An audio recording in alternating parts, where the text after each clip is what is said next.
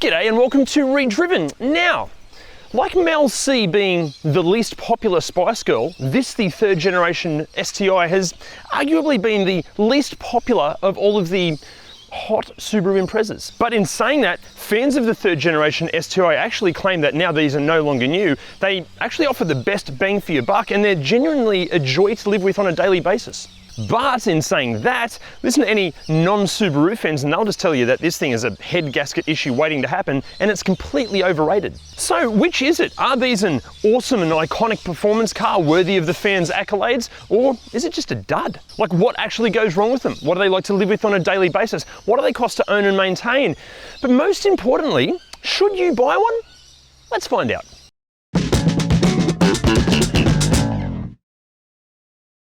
Before we get deep into the STI, I should mention that in this video, we're going to be focusing on the Australian variant of the third generation STI.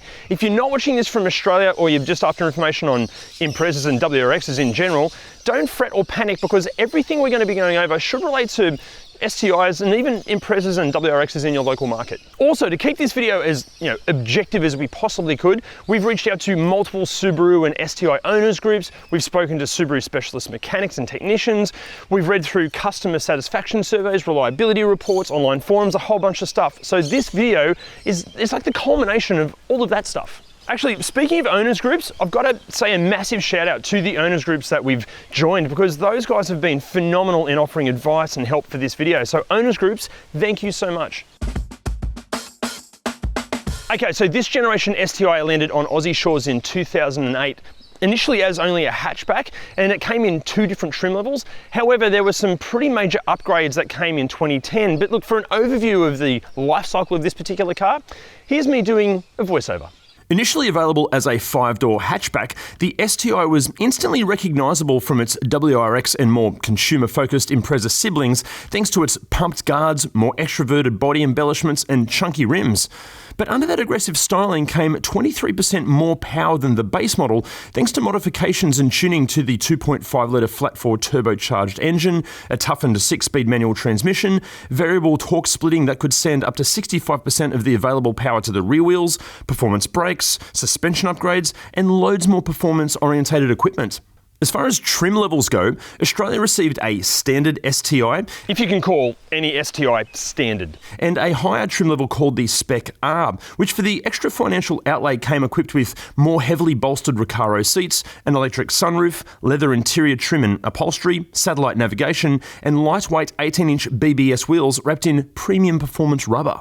Speaking of trim levels, internationally, there have been a bewildering array of special and limited models, from the Cosworth CS400 to various Spec Cs and the S206, through to what has to be one of the longest names in all of automotive. The Subaru WRX STI TS Type RA NBR Challenge Package. In 2010, the entire Impreza range received a midlife update, and in STI terms, the hatch was now joined by a sedan.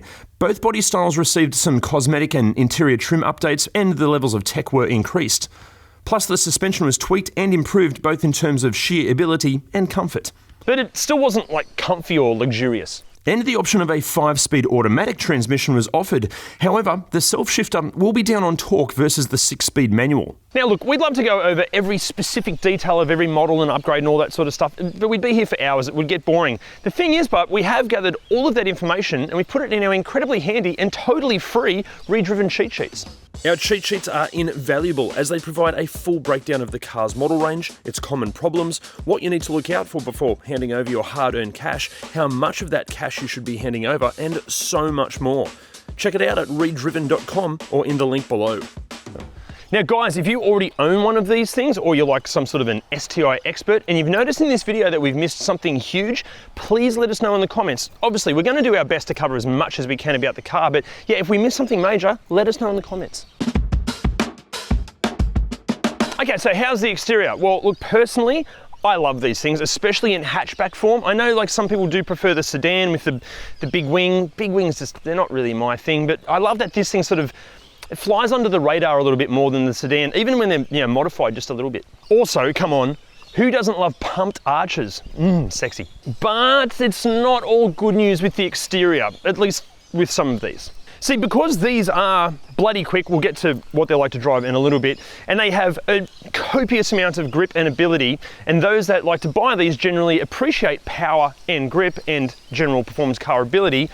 The thing is, sometimes those owners don't possess the skill set to control that amount of power, so they have some pretty big accidents. So because of that, go over the whole car and look for any signs of accident damage, or even worse, dodgy repair work. First of all, look at the paint all over the car. Does the paint match between all of the panels? It should match not only in color, but also in texture as well. Look at all the panel gaps. Are all the panel gaps accurate all over the car? Especially where there's any plastic concern, like front grille pieces like this, that should all match up really, really nicely. And then next up, make sure you open all of the doors and make sure they open and close really easily. Like they should clunk if they're like really, you know, and don't buy that car. It's had a big preen. Then next up, get under the wheel arches, look in all of these air vents, and most importantly, pop the bonnet and look for any signs of spray paint overspray. Overspray is a great sign that it's probably had an accident and it's been repaired on the cheap. Also, while you're under here, have a look for any dodgy looking modifications. Everything should look ideally pretty standard. If there are modifications, they need to be done correctly and done with, you know, premium quality components. If you don't know much about engines, make sure you take someone with you that does know about engines. I'm not talking about like your cousin Shane that learned everything off Fast and the Furious. I'm talking about somebody that's actually qualified to look at an engine. We'll cover more about what can go wrong mechanically with these later, but next, let's check out the wheels and tires. Now guys, this is a really serious performance car, but the only way that performance is going to get to the ground properly is through premium quality performance tyres. A really good way to see if an owner has cut corners is if it's fitted with cheap, no-name budget tyres, or if the tyres don't match between all four corners. Also, look at the wear pattern of the tyre. If it's really worn out on the outside edges, that means that the owner really likes going around corners very, very fast on a regular basis. If the wear pattern's all over the place, best case scenario, the car needs a wheel alignment. Worst case scenario, it may have suspension damage. If it's got suspension damage, why? Next up, the actual wheels. Like light gutter rash like this, it's kind of to be expected. The cars are getting on a little bit, but if there's any big chunks out of the alloys, shit driver. Also, while you're down here, have a look at the brakes and see how much wear you've got left both on the rotor and the pad. These are Brembo brakes or Brembo style brakes. Replacing parts is going to be expensive because they're a premium part. Also, while you're down here, have a feel under this whole front lip section. If it's really marked up and scratched and clearly abused, it shows that the owner doesn't really understand what mechanical sympathy is, especially when they're going into a driveway or over a speed hump. But at the same time, if it's unbelievably smooth under here, maybe the front bar's been replaced or repaired and repainted. If that's the case, why? Now, there are a few common issues and faults with the exterior of these things, but we'll get to those in a little bit.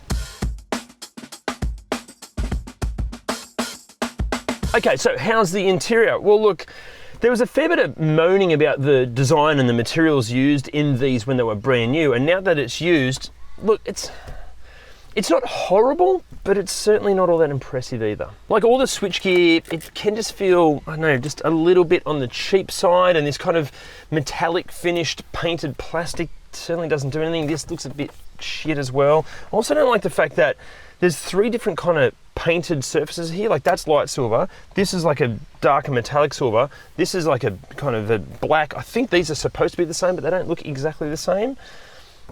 Yeah, like I know this was never designed to be a luxury car, but it's just a bit underwhelming. You can tell it's based on a budget hatchback. As far as the other ergonomics go, look, the driving position is pretty much spot on. I'd like a little bit more reach. Everything that you need to touch is in a good position, but it's still not, I know, it's not inspiring. As far as wear and tear goes in this particular car, it's interesting. First of all, the doors, like they sound okay. They just sound a bit cheap. I know that's a typical thing for this generation. The center console here, fair bit of movement and kind of rattle there. There's some marks on the painted surfaces up here. Also, the gear shift lever is sort of coming apart. These top caps have a habit of falling off apparently as well, but this one hasn't. Gear boot leather's not too bad, and the steering wheel, yeah, it's getting a little bit shiny, but not too bad. Like the seats can they can be brought back to their best. They're not horribly kind of worn. Yeah, there's a bit of paint missing down here a little bit. Not too bad for wear and tear. But if you are in the market for one of these, make sure you check that the seat bolsters are in good condition, especially on the Recaro style seats, because the seat bolsters can kind of wear and tear. Also, look all over the dashboard and on the pillars here for any holes from like aftermarket, you know, gauges, boost gauges, things like that. And this is an important one. go over the whole car, especially the interior, and look for any signs that there's been a roll cage fitted. Yes, it's a performance car, but buying an ex-race car, that's not for the faint-hearted. Okay, in the back seat, I'm exactly 5 centimeters taller than Subaru fanboy and Hoonigan stunt driver Ken Block. This is in my driving position, and space-wise isn't too bad. Like, my knees are rubbing up against the back of the seat there, but there's heaps of foot room. Shoulder-wise and up here feels kind of spacious because the glass house isn't too bad, and the seats are actually really comfortable.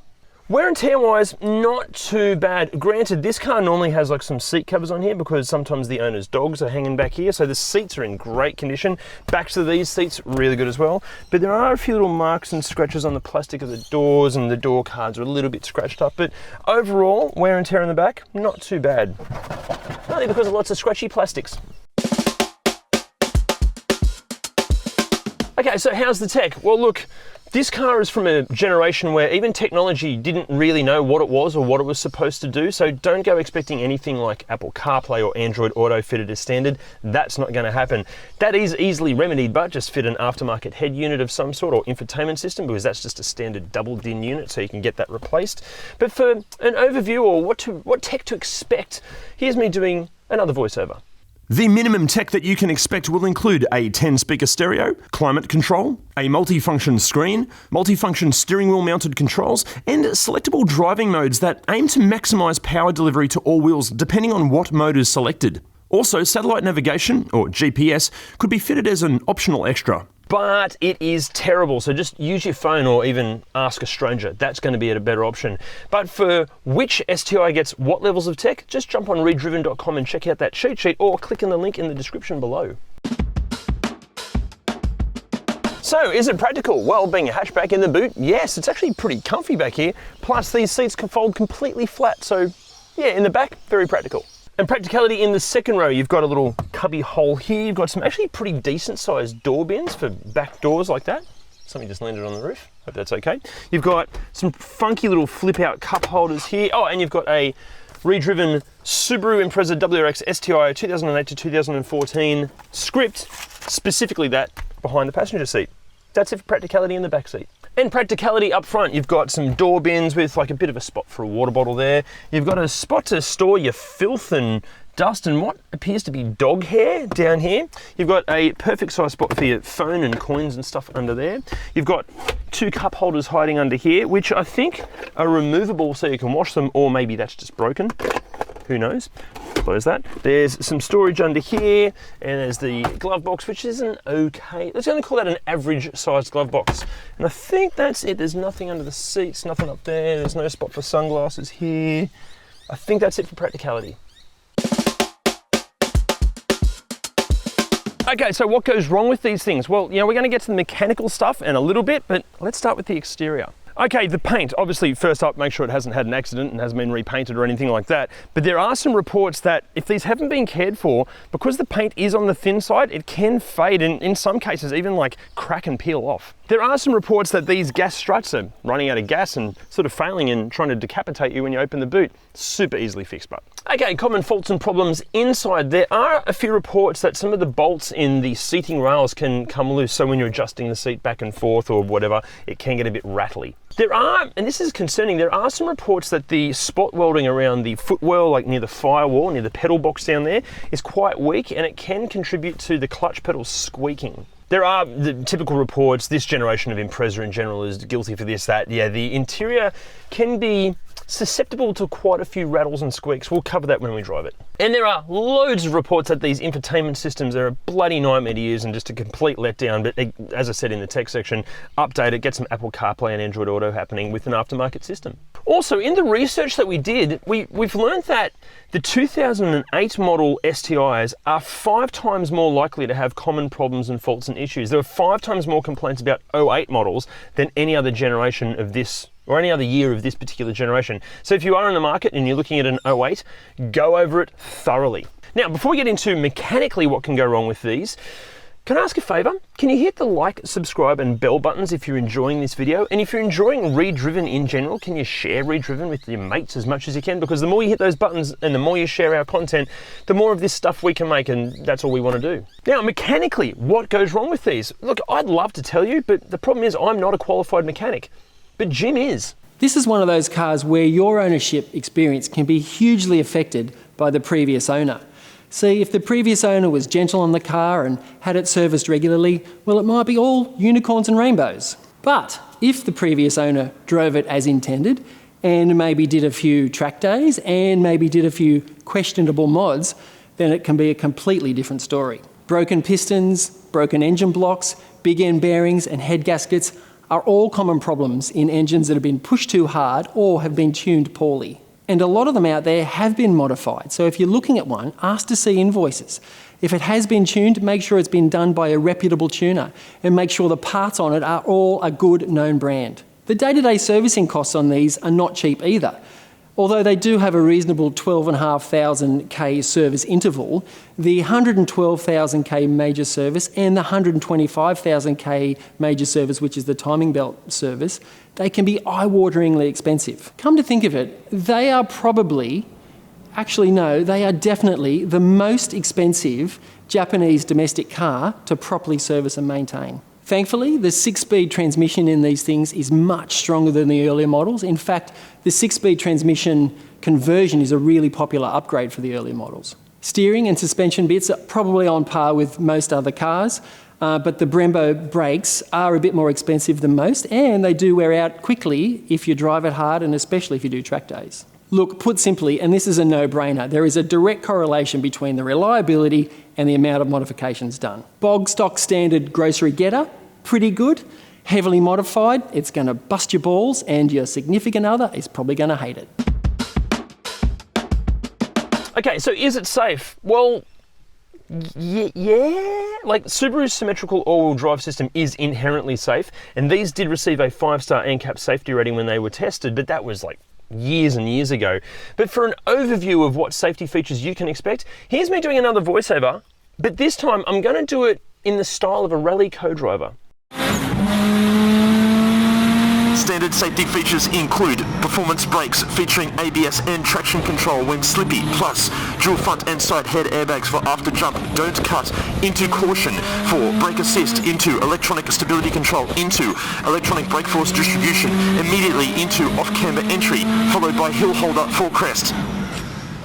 For all the details of which STI gets what levels of tech, just jump on ReDriven.com and check out that cheat sheet. Okay, so what's it like to drive? Okay, well look, first of all, let's just cut all the bullshit out about like, oh, STIs suck, they're so slow, versus, oh, STIs are the greatest things ever, they're the best driver's car of all time. If you don't think an STI, even in standard form, on normal public roads is fast enough, you don't know what you're talking about. All all-wheel drive turbocharged performance cars, they're all fast enough. Look, unless you're competing at a really high level in motorsport events like every week, or you're legitimately a professional driver, criticizing the driving characteristics and performance of an STI just makes you look like an idiot. Okay, yes, some other modified cars might be faster, but even then, it depends on so many variables. Look, if you're somebody that really cares about going fast and winning in a straight line, and you own an internal combustion engined car, get used to losing, because electric is the future. But look, if an STI like this isn't fast or capable enough for you, the problem actually isn't the car, it's you. Look, with the right driver training and coaching to learn how to get the best out of one of these things, what this car is capable of is unbelievable. And even at like normal speeds, with the right training, it just makes every journey massively enjoyable. Okay, but what is this one like to drive at, normal suburban speeds? It's good, like it's nice, it's really responsive still. There is a little bit of lag there, which I think is half the fun. The suspension is what you'd expect, it's pretty firm. It is pretty rattly in here. There's a lot of noises and squeaks and things going on. These cars are renowned for that. Steering is nice.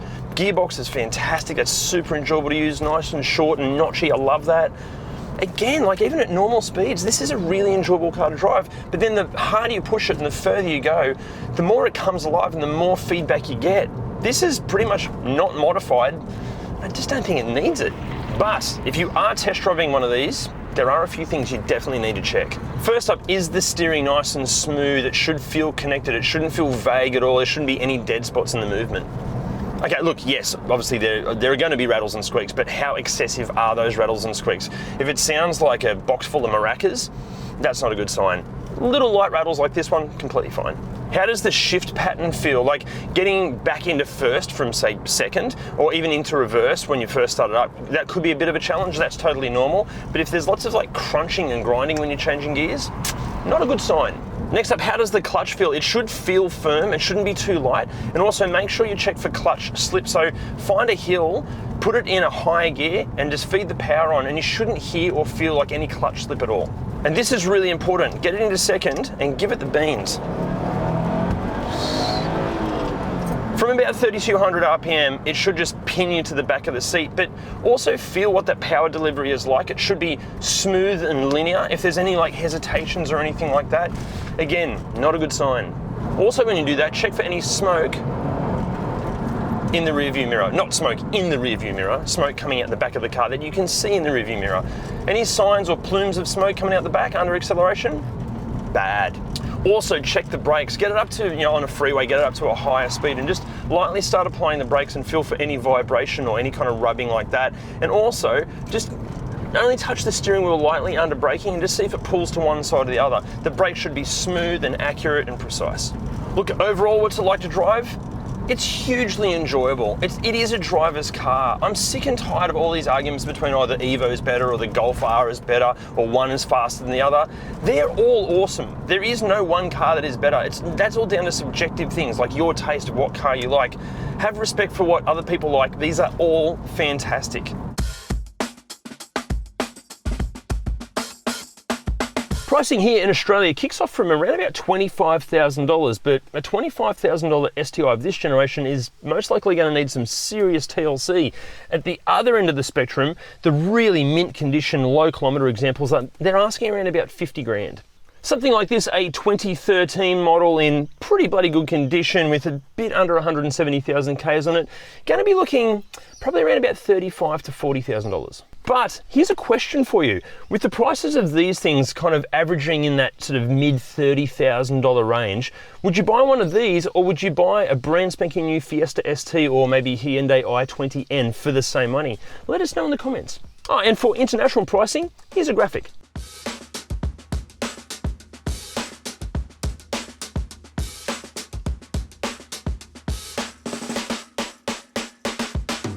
Subaru claim a fuel consumption figure of 10.4 litres per 100 Ks, which, unless you've died inside, you're never going to see that. Assuming that you're really into driving, and if you're looking at buying one of these, that would be the case, you're going to see figures more like 11.4, which is what this car's seeing. Subaru offered a 3-year unlimited kilometre warranty on all of these STIs, which clearly equates to the fact that none of these have any factory support left on them anymore. Servicing is recommended at every 6 months or 12,500 Ks. And guys, I've got to say, it is critical that it sticks to that or even more common than that if you want these things to last. And again, look, I know I've already said this, but if you're looking at buying one of these or you own one of these, join an owners group. I can't believe how much help those owners groups have been. So yeah, if you're buying one, join an owners group. Again, owners groups, thank you so much. You guys are legends. Okay, so should you buy one? Well, look, the thing is, buying an STI actually has less to do with the physical car and more to do with who owned it before you. See, when these were new and asking north of $60,000, those buying them, they generally looked after them. But the problem is, as these have become more and more affordable, they're more likely to be mistreated, modified incorrectly, and in some cases, blatantly abused. Trust us, we've seen some horribly abused STIs and STIs with a really sketchy history, and they are to be avoided at all costs unless you're buying one purely to be a project car. But what if you found a really cared for example that has a full and thorough service history? Then should you buy one? Well, yes, but just be careful. In this form, the STI really should be regarded as a truly superb hot hatch, and with a few intelligent modifications, both the hatch and sedan make for genuinely incredible performance cars, hence why so many are used in club racing and rally events around the world. It is just comfortable enough to be used on a daily basis, and if maintained correctly, driven with respect, and not tuned to the point of insanity, it should be completely reliable and provide genuine longevity. Overall, yes, these can be truly awesome, and if you can find a perfectly maintained example, yes, you should buy one. But they can also be a complete nightmare. Make sure you do your homework and only buy one that you know, to the best of your knowledge, has been loved and cared for. Otherwise, it could be a disaster. Guys, thank you so much for watching. What did you think of the STI? Let us know in those comments below. Also, remember, can you please hit those like, subscribe, and bell buttons and share ReDriven as much as you can if you're enjoying our content, because the more you do with all that sort of stuff, the more of this content we can make for you guys, and that's all we want to do. See you guys next time. We've trawled the internet for forums and customer service. Oh, I knew I was lost at the start. There we go. We've read through customer satisfaction surveys. Sorry, man. Fundamentally a safe system, being all-wheel drive, it should grip onto the road like stop around. Here we go. Okay. Bog stock standard grocery getter. Hang on. Okay. Bog stock standard grocery getter. No problem does it. Oh, Jesus. Bog stock standard grocery. Oh. Okay. But look, if you're somebody that really cares about going fast in a straight line and you own an internal combustion engined car, get loose to you. Look, if you're somebody that really cares about going fast in a straight line and winning races in a straight line, but you own an internal combustion engine car, me, I gotta get this, here we go. It's winning in a straight line, but you own an internal combustion engined car, get used to losing, because Electra's, okay, now, this is the one, okay.